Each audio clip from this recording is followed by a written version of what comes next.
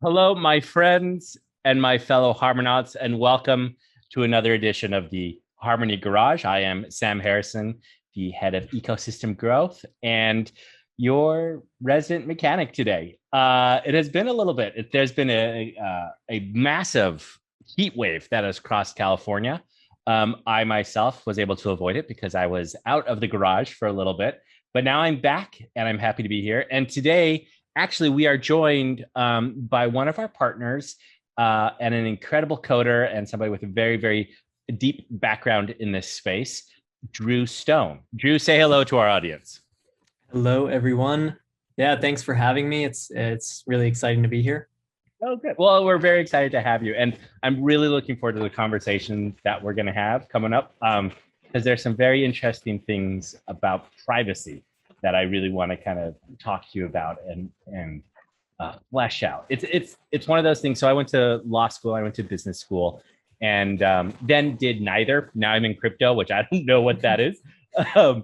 But privacy is one of those things that I've always considered would be the moral fight of our generation. But I may play a little bit of devil's advocate as we kind of get into the conversation. Sure. So for our audience, of course, Drew is the founder of Commonwealth Labs and Edgeware, and of course, Webb. That's how Harmony and Drew got together. Was Webb is building some very, very cool things that he'll be deploying on Harmony later. And of course, Drew has been involved as a developer in the crypto space since 2015, I believe. Is that right? Yeah. The first thing the first project I ever worked on, thank him. I worked with Andrew Miller. He gave me my first Ethereum project, like a side project when I started college. So wow. Yeah, really that's long awesome. ago. It's definitely a trip down memory lane, but yeah. 2015, buddy, I've been out of grad school for 3 years by 2015. Yeah. You're making me really feel the gray hair in on Oh my no. temples. Now, Drew and Webb, they are actually building the largest private interoperable chain for the Web3 ecosystem. And they're using zero knowledge proofs and cutting edge distributed systems technology to accomplish this. Your goal, if I understand correctly from the manifesto on your website, is to build tools that are private and interoperable and composable. Mhm. Let me kind of just jump off and jump in here and say, okay, Drew, what does privacy actually mean to you? Like, what is that? Let's see if we can define some of our terms. Sure. Privacy is really, I think, the ability or the option to not disclose some information about yourself. And in the context of the industry we work within, deals with money. I think it's easy to see that we want to keep our money and the flow of it private. The ability to not disclose where you're moving it to the rest of the network. Yeah, that's the basic of privacy. And I think you hit on something really interesting. We can choose, right? Not everything has to be covered in anonymity or completely private, but we can choose when we want it to be public and when we want it to be private. I think that is a very, very interesting piece of this puzzle. Now, you also talk about in this little manifesto the importance of interoperability. Do you mind expanding on that just a little bit? Sure. I mean, it's definitely so intertwined with blockchains, but it can be, we can discuss, what it means to be interoperable in the general tech space. But in the blockchain space, it's really, we have assets everywhere. There's so many blockchains today. And we want to build private tools that exist in all of these places. I believe that there will be multiple blockchains for the rest of our lifetimes, and hopefully for the rest of many other people's lifetimes. And so we want to build tools that work and are private in those communities. Yeah, no, I think you're 100% correct on multiple ways. The idea here is that there is this piece of technology that we love, right? This decentralized ledger technology. and it has been deployed in multiple different fashions, you know, your Bitcoin and your Ethereum, and many, many others. And to your point, I don't think anybody in the crypto space really holds only one asset anymore. I think at minimum, everybody in the crypto space holds both Bitcoin and Ethereum, and many will hold multiple assets from multiple different chains. And so being able to have the choice to be private across all those different chains seems to be a vital component. For sure. And definitely, I guess maybe the one thing I forgot is like with all these chains, you know, especially the interoperability component becomes clear when you want to move money between them, which certainly seems in line with what Harmony's building, certainly in line with what a lot of other ecosystems are building as far as building bridges between these communities. Yeah, and it's interesting, the idea of bridges between communities, not simply as a technical consideration, but also as a social construct, right?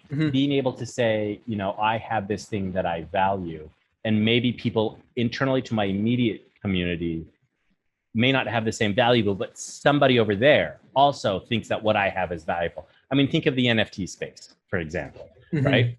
There's so much, you know, if I have an NFT of the Superman symbol on Harmony, maybe nobody else really cares about comics, but somebody over in the Ethereum ecosystem really wants to have that NFT. And so being able to bridge both interest and technology, I think is an interesting point. And to your further point, it is going to be a multi-chain world. Like, it's not going to be 100% always on Ethereum, always on Bitcoin, obviously, but always on one chain to rule them all. And I highly agree with you there. I wanted to ask a question having to do with what your views would be regarding the importance of anonymity versus confidentiality of transactions. Do you find that there's a separation there between them? I mean, depending on how you define it, maybe. I know there's like, you know, people can run in circles around defining privacy and anonymity and confidentiality. I think I probably am not the greatest locator of it. Certainly how I got into this space, I was pretty enamored by Bitcoin. I, like many other people, immediately thought that digital money implied private money. And it seemed that in the beginning, when I first learned about Bitcoin, that privacy was very intertwined with the community and sort of the ethos of digital currencies. So I think in some sense, the need for privacy in every aspect of cryptocurrencies is like so core to the nature of this technology. It's primarily the technology that can achieve private money. So I want to be a part of that. I wanted to, you know, push that forward. To the extent that people use these systems to remain anonymous, it's sort of out of my control, and in very real sense, it should be. But to the extent that people who want to remain anonymous to certain groups of people and not to others, they should have the ability to do that. Yeah. And that's sort of also core to what we're doing at Webb. Yeah. And so let me push you on this a little bit, because I remember my beginning into crypto, and I remember thinking about Bitcoin, about how they talked all the time about anonymity. But then Silk Road showed us in many ways that we don't have complete anonymity. What we have is we have pseudonymity. I can never say that word. We have to figure out a better word for that one. But the idea is not that we are completely just a mask online, but it's just we decide which mask we're going to put on, and that mask is associated with us through all of our transactions. When people talk about Bitcoin, especially people from the historic, you know, the old fogies in their towers of money and gold.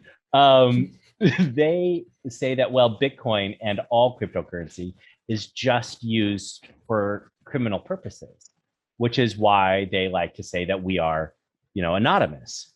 Mhm. What's your response to that? How would you, combat that sort of idea? I mean, it's just not true at all. We use our tokens today to farm food coins.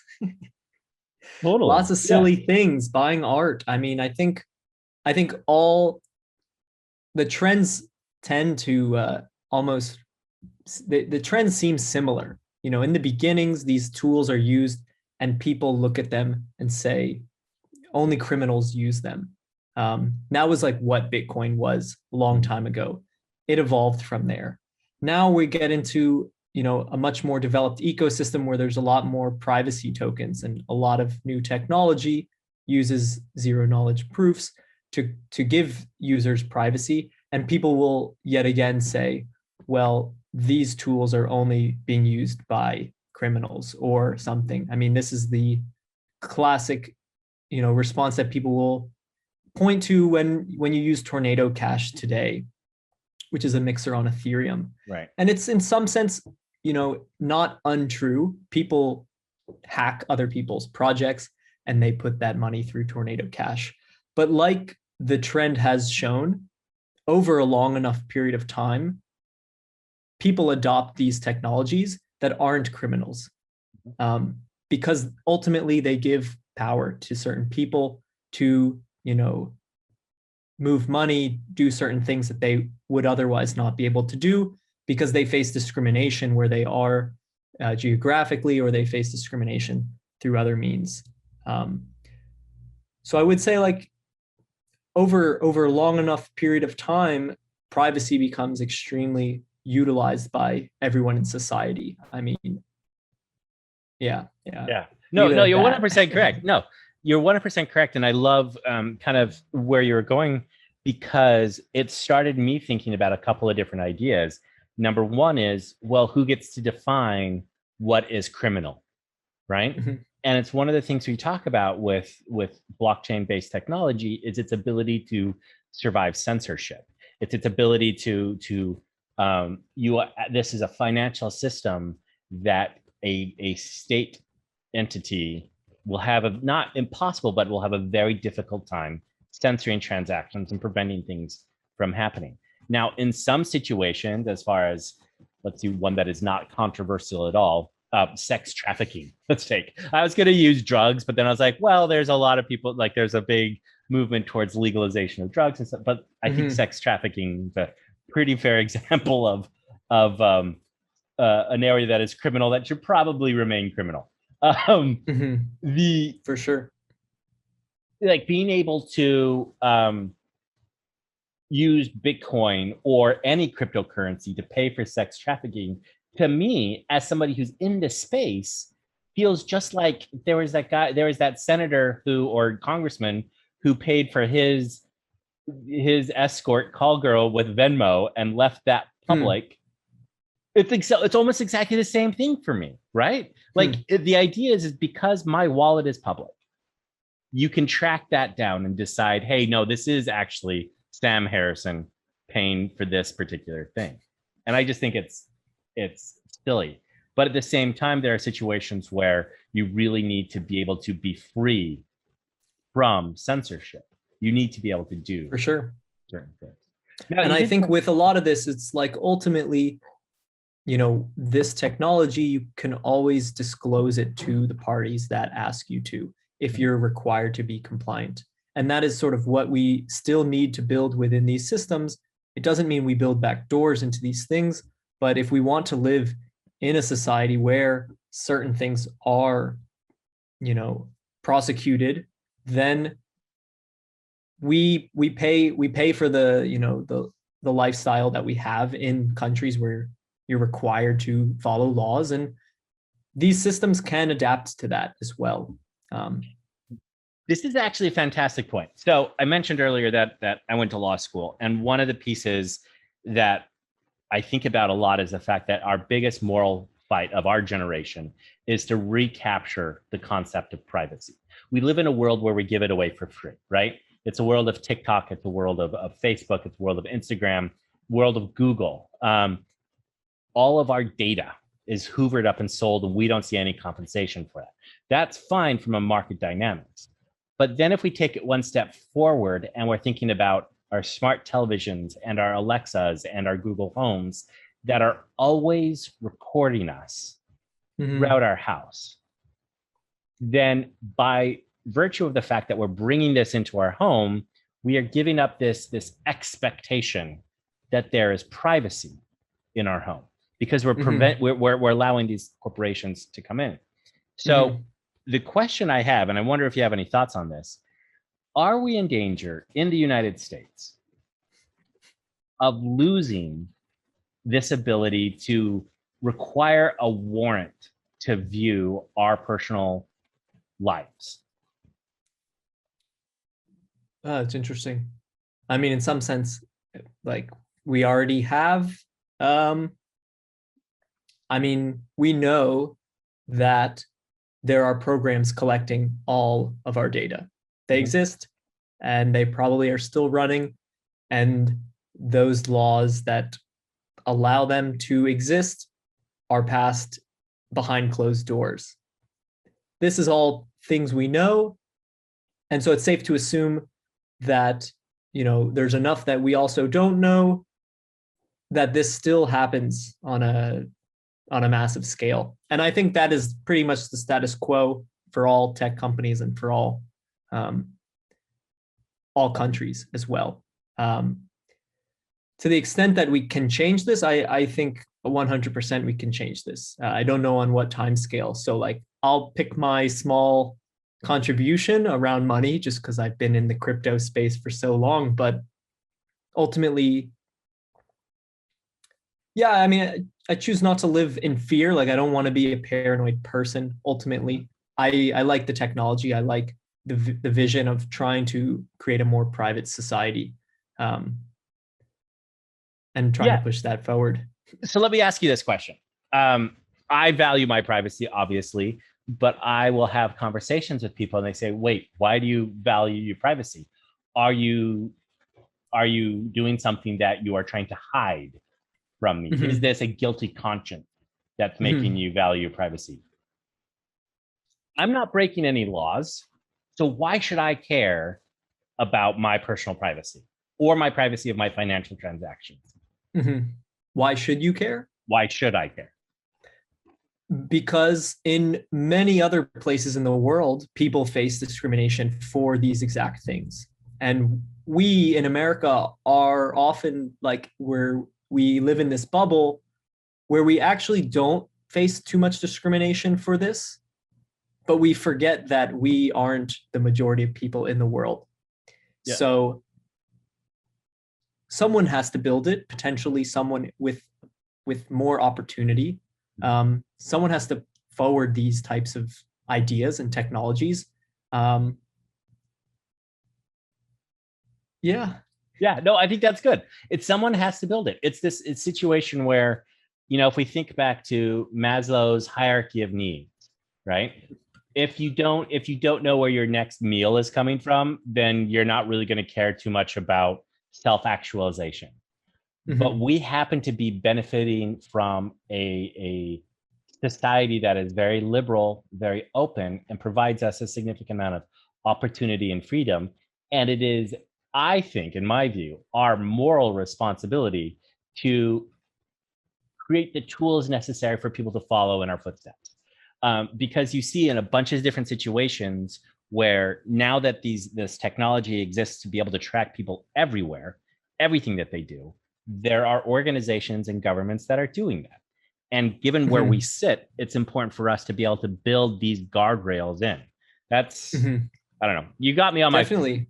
And to me, it's so intertwined with open source software, because ultimately we're building tools for future people to build on top of. And this is sort of, you know, when we say composable, why the word composable is quite interesting in this space is because ultimately, you know, the next generation of people with access to the internet, all they need really is access to the internet to leverage these types of tools now. We have huge blockchain computing platforms where you can very easily and permissionlessly deploy things that you would otherwise maybe need a bank account or maybe need access to a cloud service provider. But now you really just need an internet connection and maybe some tokens, some chain. And there's a plethora of open source software that you can build on top of. So even adding to this ecosystem of open source privacy software is something I wanted to be a part of, at least why we almost started this project. That actually raises a very interesting question. When you started Webb, I guess you had this goal of contributing to the open source community and providing these tools. What is the ideal outcome for you? When, is this a project that Webb has a destination, and when you accomplish that, you're like, okay, I'm done? Or is there, what is, when you get to I this don't truly, I can say, like, I can give answers. People ask me this. Right now, we're focused on building bridges between communities, between blockchains that are private, because right now there's an opportunity, even using and leveraging this technology, to create more and larger amounts of privacy than currently exists, mostly because assets exist everywhere. And we do something where you can achieve shared privacy by basically keeping your assets locked wherever you have them. That contributes to an aggregate privacy. This is our main focus and our main goal, and we want to build, great products around this, great user interfaces. We want to engage all the communities that we possibly can, sort of like a pretty multi-community approach. We obviously have our heads down building tech, and we'll get around there eventually. But long term, I don't know if Webb will turn into this almost larger privacy project. I certainly have ideas for more interesting privacy technology to build out. Whether this is the right vehicle for that, I don't know, but there's definitely a lot of things to do. I mean, we are at really an interesting inflection point when you think of the type of tools we have today in the open source community. There's, in some sense, an inflection point that we're at as far as deploying zero knowledge systems. And for people who don't know what these are, they're basically a computing paradigm where you can compute and prove that your computation is correct, without disclosing potentially any data that's required for the computation. So I can tell you I'm over the age of 18 to get into a bar without telling you what my age is. And we can do all sorts of things that span applications to identity, to finance, to social applications. And I think I've seen that meme. Yeah. I think I've seen that meme where it says, tell me that you're dating a developer without telling me that you're dating a developer. And it's like some sort of funkadelic. Maybe, I don't know. I think those are like memes. I don't know if they're zero knowledge memes, but there's definitely a zero knowledge meme to be made there. So actually, I do have a question. Is there a difference? And forgive me if I ask some really stupid questions. I tend not to have any shame when it comes to this sort of stuff. But is there a difference between simply a mixer, kind of like Tornado, or a zero knowledge based privacy? And what are the pros and cons if there is a difference there?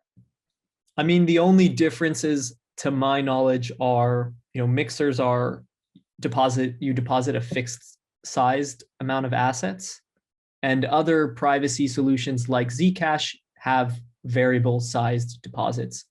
They're all technically mixers, or maybe the more formal term that I use, like an anonymity set. Okay. And when we talk about privacy in blockchains, at least what I think we're all talking about is growing these anonymity sets. So making the pool of effectively private funds as large as possible, because that adds privacy to any individual user who uses who mixes their money through these Right. pools. Or But isn't that basically privacy through obfuscation?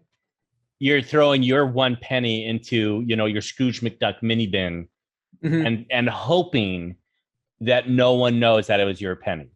But given enough resources, would somebody be able to crack that open and take all the various different strings and put them together and say, no, this, $12 here came from Sam. These $3 over here came from Drew. Yeah, potentially.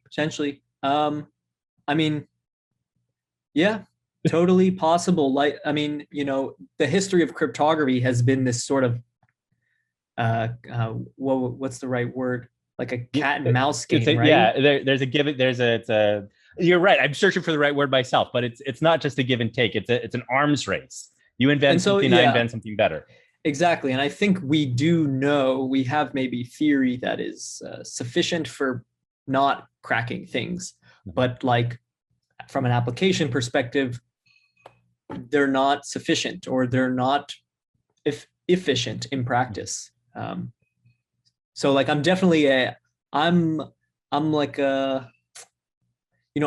using the tools that are available to me to further at least what currently can be made. Yeah. No, and I think that's great. I love the idea of privacy, and I really think it's vital. And it's one of the things that I love about blockchain is it gives, to your point, the power to choose, at the end of the day, into the hands of the person, whether or not they want to be private. But the actual tools, the mixers, the various different pieces that we could use, the adoption there is not as fast as I would have anticipated. What do you think are some of the reasons there? Or are you seeing a completely different trend line? Are you seeing a massive adoption? I think there's a terrible user experience when you try to develop these types of solutions, because they're, especially privacy solutions, because you can talk about the mixer itself, but in using a mixer, you might expose yourself at every possible step before you make a transaction, right? When you make the request to the node to make your transaction, that node can fingerprint you, right?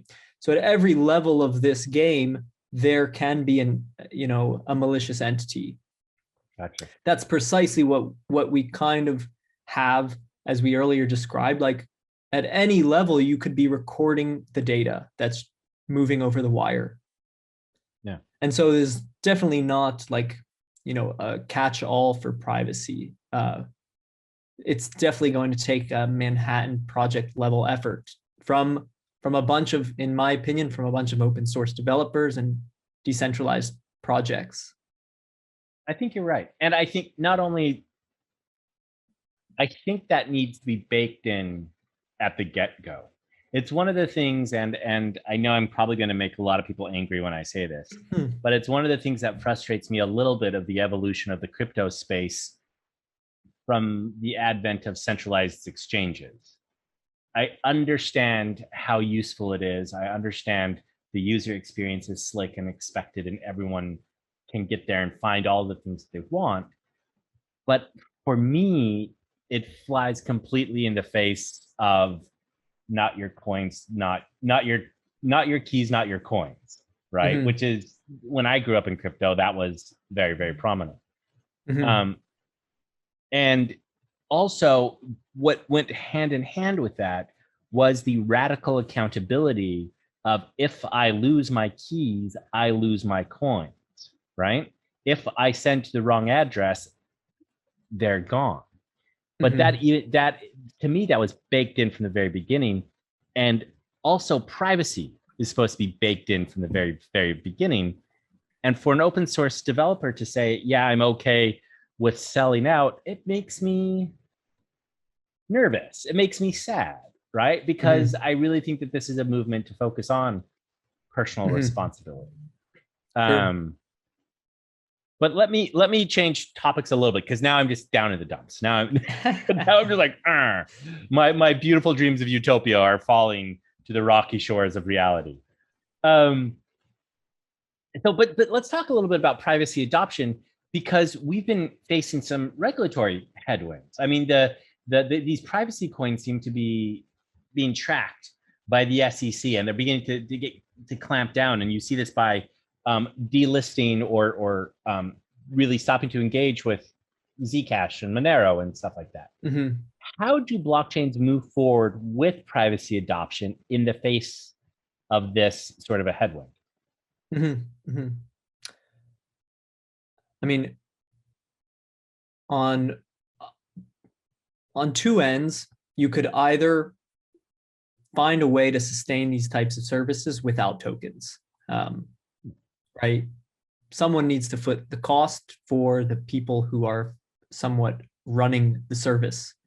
So you can build the tech, but it probably requires people to run nodes and certain types of nodes and build a distributed and decentralized network around it. And if these people want to be paid for their service, then they can be paid directly, maybe in the tokens that are moving through these bridges or moving onto these platforms.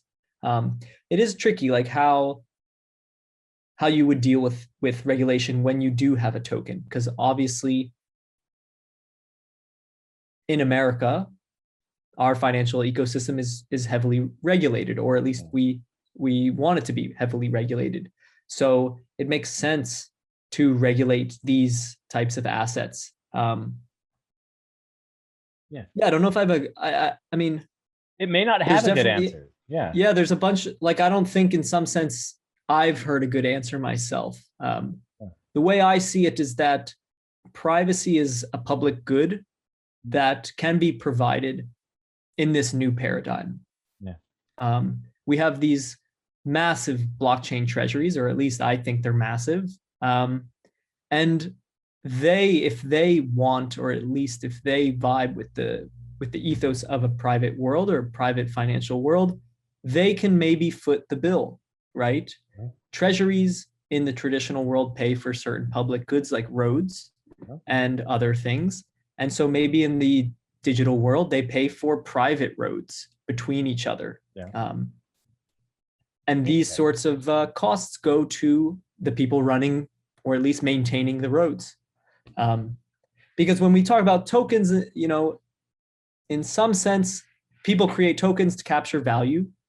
But value can also be captured using a toll, you're using a tax. No, I agree with you. And I think it's important because the common good that you're referring to, I think, is the vital piece here. And there's something that has been built in to our expectation of privacy from the very beginning, right? Which says that this is the reason why we have this expectation of privacy is because it is valuable, it is useful. There are things that you want to do yourself, not because they're wrong, but because maybe they're not ready for public consumption yet, or maybe maybe you only want to share it with a small set of people. There is an interesting, when I was in college and I studied philosophy in college, and one of my classes was on philosophy of religions, and there was an interesting line that's poking its head into my brain right now, which is this religion, these activities in this religion, these ceremonies, they're not secret,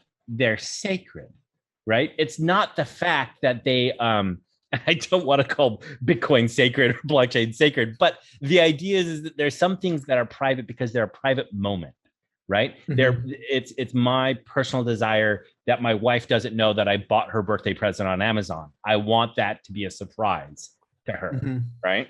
It seems inconsequential, but it matters to me. And I want to be able to have that choice. And I think that's what it comes down to, is that choice is being taken from me in many ways. But you talked about a little bit in the manifesto for Webb, this idea that privacy itself is suffering from the competitive behavior between these different chains. Can you elaborate on that a little bit? How is competition hurting privacy? Sure. Very simply, to me, like, at least privacy on blockchains is all about how large these anonymity sets are. So if there are separate privacy solutions on these different chains, Tornado Cash has created a proliferation of forks, right?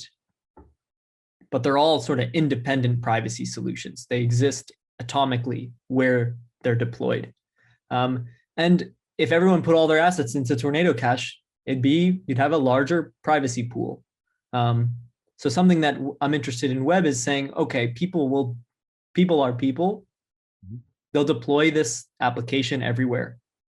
How can we sort of maybe get ahead of the bit and incentivize maybe people to deploy it for us, but do so that it's connected to the same privacy set. Yeah. And so you might deploy it in a bunch of different places. You might deploy it on Ethereum or Ethereum's layer 2 solutions, or on Harmony or Edgeware, Polkadot. If we can make all of these contributions to these privacy pools collaborative, positive sum, then we can create more privacy than currently exists. It's interesting. Privacy generates more privacy. Like, it's an additive function. It's privacy begets private. For some reason, I'm now thinking Bible phrases. So it's like begets. So privacy begets more privacy. People would want to use the more private option. And I mean, I always think of there's an XKCD comic about like XKCD. We're going to make the one standard to, encompass all the standards. In some way, I am doing that. Like, there's no disagreeing with that. I can't lie. But I'm gonna certainly try. Yeah. But the thing that I think is really vital is this idea that, look, if Tornado did have all these different forks, so now it's on, let's say, 15 different anonymity pools, to use your language. If those anonymity pools individually all have a anonymity value of 3, but if you put them all together, that larger anonymity pool would have an order of magnitude greater than any of those individual pools independently. And so you're able to have a much more powerful layer of privacy because you're not competing, because you are being collaborative. And I think that's a fascinating insight. It is this idea that, hey, look, in this situation, let's not, we don't need to fight. It works better if we all work together. That's the goal. Yeah. That's the goal. Let's see. I'm just trying to think through a couple of the other amazing things. And as I do, why don't I ask you, what are you working on now? Like, when you wake up in the morning, what's getting you out of bed? What's getting you enthusiastic about what you have to do? I mean, certainly the type of tech that we work with, I'm definitely a nerd. So like, I enjoy what we're working with, the tools that we're working with. I kind of gravitate towards interesting tools and interesting research. So I'm glad to be working in this space. We're working on a lot of different implementations of our system and a lot of products on top of it, trying to also build products that end users can use. Obviously, it's serving crypto people, but it's a crypto product and crypto protocol. In a very real sense, it's supposed to be a bridge, a set of roads between things. So it might not seem like the most directly consumer product you would want in everyone's hand. But other consumer products can leverage this type of bridge, this road, in interesting ways. Nobody really knows what Cisco builds except for the people who build the internet, but everybody relies on Cisco's products. For sure. Yeah. And we're building, right now, the focus is building things in Rust and building things in Solidity. So targeting EVM chains and targeting the Rust-based chains. Yeah, definitely. So now that I asked you what gets you out of bed and gets you excited, let me ask you, what is the thing that you put off all the time? What is the thing that you hate about what it is you have to deal with? Besides these great interviews in the Harmony Garage. I think that's just the movements of building a startup and company. The people operations. Not the people. We love the people. It's the No, people the people are operations. great. Yeah. Just making sure that like people are focused, making sure that people are enjoying the work that they're doing, or at least are interested in what they're doing, and being organized. It's really it's definitely a challenge. Yeah. We're fully remote, and I've been fully remote for the last 3 years, and I must say I'm tired of being remote. Yeah. Yeah. There was something brilliant about the flexibility of being remote early on. So I've had both remote and in office jobs, of course, and I miss the fortuitous collusions or the fortuitous collisions that would happen Okay. about just collusions. Sorry, now I'm thinking Collaborations. collaborations. Thank you. That would happen when I was in the office. Like I'd be just walking, in between cubicles or desks, and I'd hear somebody talking about something, be like, "Oh, let me get involved."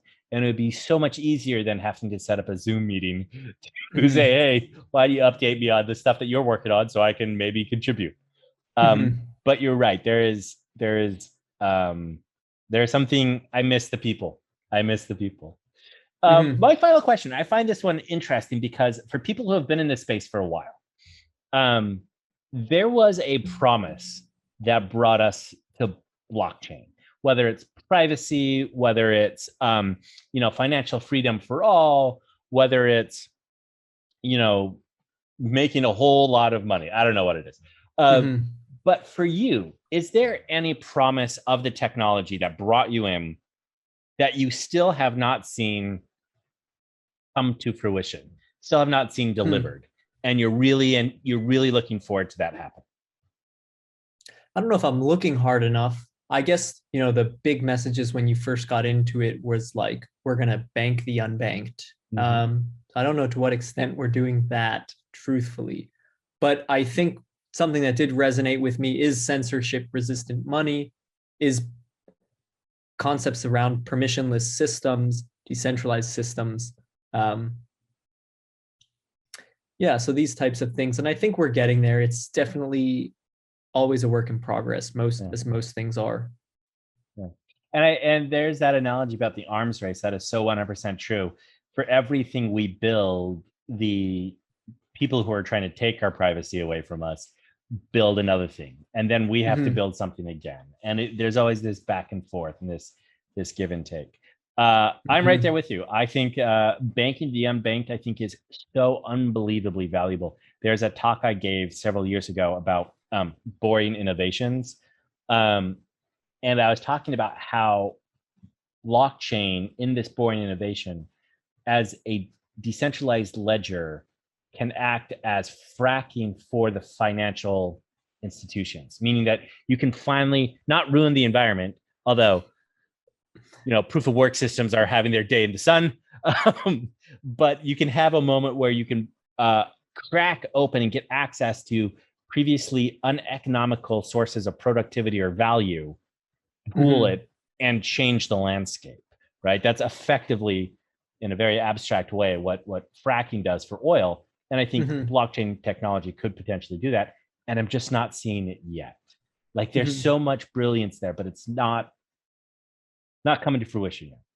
For sure. But I think it is very much like shaking what we believe is foundational to our society, which is money and value. And it doesn't, maybe we haven't put the right words to it yet, as an industry, as a space, but it's certainly continues to get more and more attention for maybe the wrong reasons and maybe the right reasons. I feel like the people who are building in the space know the right reasons, and it seems like even more people are jumping on board. I agree. Which is hard to not pay attention to. Yeah. Meltem Demir's said something interesting about a month ago, 2 months ago. And I don't know if she came up with it or if it's just out of her mouth that it resonated with me. It was what we're seeing now. We saw the separation of church and state 200, 300 years ago. what we're seeing now is the separation of money and state. Yeah.